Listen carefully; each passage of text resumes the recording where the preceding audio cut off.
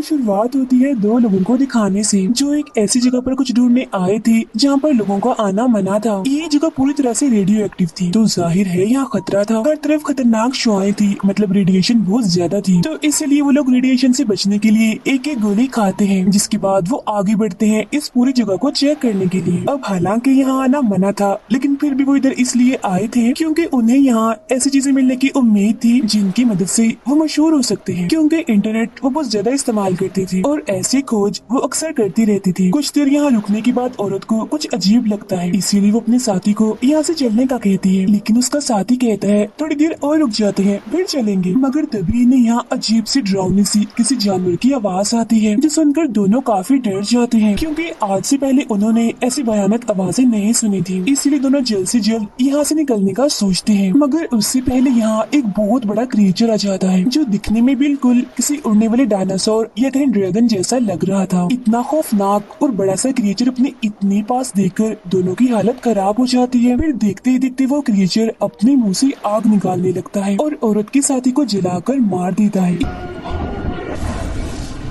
ये देख औरत डरते हुए वहाँ से भागने लगती है और अपनी गाड़ी के पास आ जाती है। वो गाड़ी का दरवाजा खोलती है मगर नहीं खुलता क्योंकि वो बंद था और चाबी तो उसके साथी के पास थी जिसे उस क्रिएचर ने मार दिया, इसीलिए वो यहाँ से नहीं भाग पाती। फौरन ही वो क्रिएचर उसका पीछा करते करते यहाँ भी आ जाता है और देखते ही देखते उस औरत को भी अपना शिकार बना लेता है। इस हादसे के कुछ अर्से बाद एक आर्मी जनरल अपने एक ऑफिसर जिसका नाम वेनिसा था उसे अपने दो साथियों के साथ उसे खतरनाक जगह पर जाने का कहता है, ताकि वो लोग वहाँ जाकर उस क्रिएचर के बारे में पता लगवा सके और अगर ये लोग उस क्रिएचर का शिकार कर लें तो उसे जिंदा या मुर्दा किसी भी हालत में ला सके। अब यहाँ वेनिसा इस मिशन को करना नहीं चाहती क्योंकि उसकी एक साथी की तबीयत अभी तक ठीक नहीं हुई थी। पैर में चोट लगने की वजह से वो ठीक से नहीं चल पा रही थी। इसके अलावा वेनिसा को उस अनजान क्रिएचर के बारे में कुछ पता नहीं होता, इसीलिए वो जनरल को इस मिशन को करने से साफ इनकार कर देती है।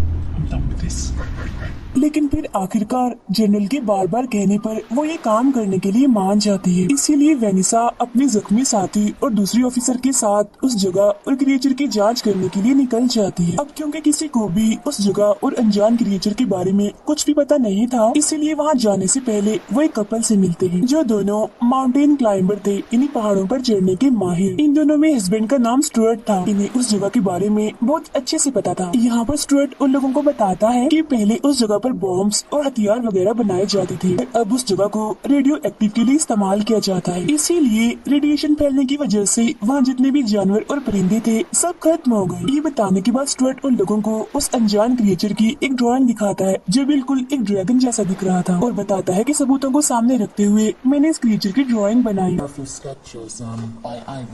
वाली बात ये है कि ये क्रिएचर उस जगह पर देखे गए हैं। अब उस ड्राइंग को देखकर वेनिसा और उसकी टीम थोड़ा डर भी जाती है, इसीलिए अब उसकी जख्मी साथी इस काम को करने के लिए मना कर देती है। लेकिन किसी तरह वेनिसा उसे समझाकर दोबारा से मना लेती है। मगर फिर भी रात को वेनिसा अपनी दूसरी ऑफिसर से कहती है कि मैं अकेले ही उस रेडियो एक्टिव जगह को चेक करने जाना चाहती हूँ क्योंकि मैं नहीं चाहती कि तुम दोनों किसी मुसीबत में पड़ो, आखिर तुम मेरी टीम हो। लेकिन वो ऑफिसर वेनिसा को ऐसा करने से मना कर देती है और कहती है कि हम एक टीम है, इसीलिए हम जो भी करेंगे एक साथ मिलकर ही करेंगे। जो भी मुसीबत आई एक साथ ही उसका मुकाबला करेंगे। लेकिन वेनिसा उसकी बात नहीं मानती और सुबह होते ही बगैर बताए उस जगह की जांच के लिए निकल जाती है। बात जैसे ही उस ऑफिसर को पता चलती है, वो फौरन ही एक मोबाइल डिवाइस की मदद से वेनिसा से राब्ता करने की कोशिश करती है और फौरन ही उसे वहाँ से वापस आने का कहती है। लेकिन तभी अचानक वेनिसा को वहाँ एक बड़ा सा अंडा दिखाई देता है, जो देखकर वो एकदम काफी हैरान रह जाती है क्योंकि दरअसल इस रेडियो एक्टिव जगह पर किसी भी जिंदगी का होना नामुमकिन था। जिंदगी होने के आसार का यहाँ तस्वुर भी नहीं किया जा सकता, इसीलिए यहाँ पर अंडा देखकर वेनिसा काफी हैरान थी। और अब जैसे उस अंडे को उठाती है तभी अचानक से रेडिएशन बढ़ जाती है, जिस वजह से वो बेहोश हो जाती है।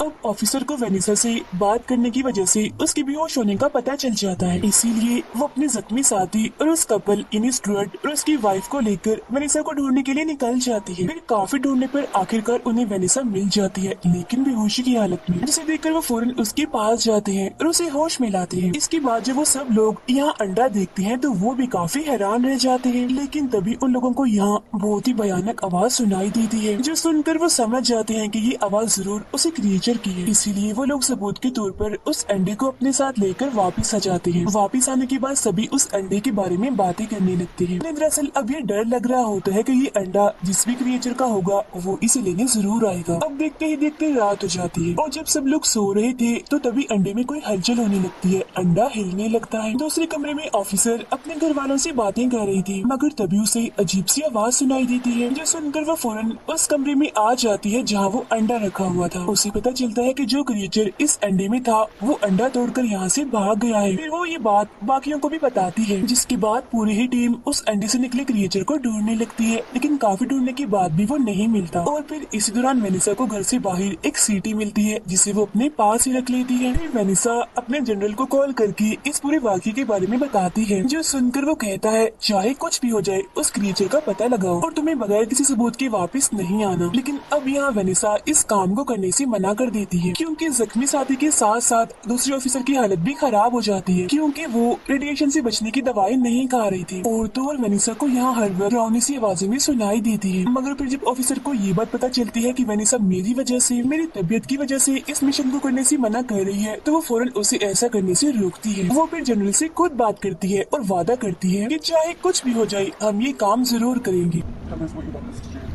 फिर हम स्टुअर्ट और उसकी वाइफ को देखते हैं, जो खुद ही उस क्रिएचर को ढूंढने के लिए निकल जाते हैं। वो उसी जगह पर जाते हैं जहाँ से उन्हें वो अंडा मिला था, और फिर तभी अचानक से उन्हें यहाँ एक बहुत ही बड़ा क्रिएचर दिखाई देता है। और इतना बड़ा क्रिएचर उन्होंने आज से पहले नहीं देखा था। वो हवा में उड़ रहा था। उस खतरनाक क्रिएचर को देखकर उनकी हालत खराब हो जाती है और वो यहाँ से भागने की कोशिश करते हैं, लेकिन तभी देखते ही देखते वो क्रिएचर नीचे इनकी तरफ आने लगता है और स्टुअर्ट की वाइफ पर झपट कर उसे मार देता है। जिस दौरान किस तरह स्टुअर्ट अपनी जान बचाने के लिए वहाँ से भागता है और वापस अपने घर आ जाता है, लेकिन फिर भी उनकी टेंशन खत्म नहीं हुई थी, क्योंकि वो क्रिएचर स्टुअर्ट का पीछा करते करते यहाँ तक आ गया था और इनके घर के बाहर ही मौजूद था, वहाँ से जा भी नहीं रहा था। अब ये बात जानने के बाद वो सब लोग समझ जाते हैं कि वो अंडा इसी क्रिएचर का है, इसीलिए अब वो हमें नहीं छोड़ेगा, क्योंकि हमने उसका अंडा चुराया था। इसीलिए अब उस क्रिएचर के डर से कोई भी घर से बाहर नहीं निकल रहा था। लेकिन अब यहाँ उस ऑफिसर की तबीयत भी खराब होने लगती है,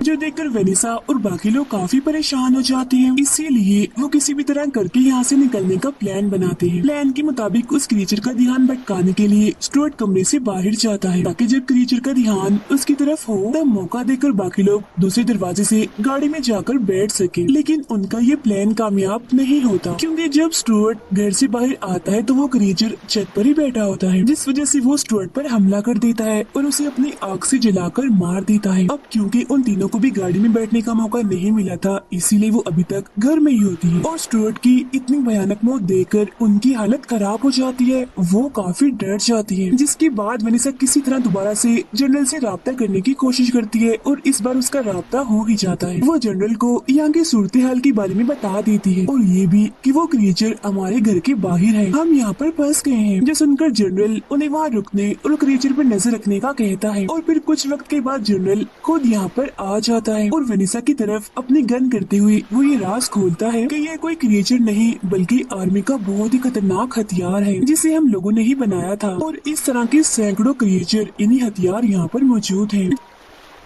जिस पर गुस्सा होते हुए वेनिसा कहती है कि अगर ये सब तुम लोगों ने ही बनाया था तो फिर हमें यहाँ क्यों भेजा कि हम उस क्रिएचर की जांच करें। जिस पर जनरल कहता है हम बस उस हथियार की ताकत को जानना चाहते हैं, हम बस जानना चाहते हैं कि हमारा ये हथियार तुम जैसे ट्रेन और बहादुर लोगों को भी हराएगा या फिर नहीं। हम तुम लोगों को बस इस हथियार को टेस्ट करने के लिए इस्तेमाल कर रहे हैं। अब इतना बड़ा और कड़वा सच जानकर वेनिसा और उसके दोनों साथी काफी डर जाती है। अब यहाँ जनरल उन्हें बाहर जाने का कहता है ताकि वो उस क्रिएचर जैसे हथियार की ताकत देख सके। वो उनसे कहता है तुम्हारे पास बस 3 मिनट है अपनी जान बचाने के लिए, क्योंकि अगर तुम घर से बाहर गए तो शायद उस क्रिएचर से बच सकते हो, लेकिन अगर तुम घर के अंदर ही रहे तो मैं तुम्हें मार दूंगा। तब ये धमकी सुनकर ना चाहते हुए भी वेनिसा उन दोनों को लेकर घर से बाहर आ जाती है। फिर फौरन ही वो लोग गाड़ी की तरफ बढ़ती है, लेकिन जनरल ने गाड़ी का टायर पंचर कर दिया था, जो देखकर वेनिसा को बहुत गुस्सा आता है। मगर इन लोगों के पास ज्यादा वक्त नहीं था, इसीलिए वो फौरन ही जंगल की तरफ जाने लगती है। वो जंगल की तरफ इसलिए जा रहे थे क्योंकि जंगल में वो क्रिएचर अपने बड़े बड़े पंख की वजह से उड़ नहीं पाएगा। लेकिन रास्ते में ही उस जख्मी साथी की तबीयत खराब होने लगती है क्योंकि पैर में चोट लगने की वजह से उससे चला नहीं जा रहा था और क्योंकि क्रिएचर के